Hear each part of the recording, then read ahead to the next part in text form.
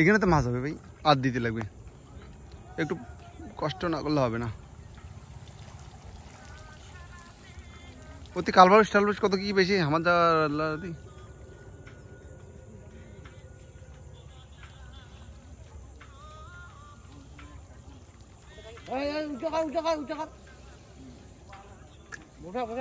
ভাই আর দিবেন লাগবে। আর না খুঁটিটা একটু পাচাই দিতে লাগবে, জালটা যাতে ধারিতে বসে, তাহলে মাছ দেবো, সেই মাছ হবে বুঝলো। কাকি তুমি জানো না।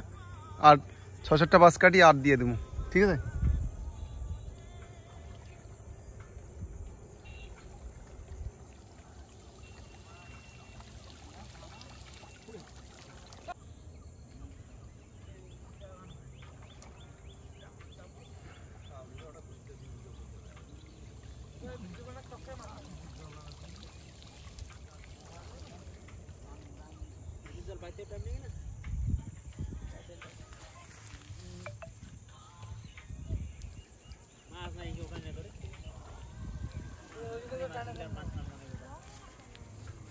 যারা বিড়ি খান কাজে ভিডিও করবে, ওরা সবাই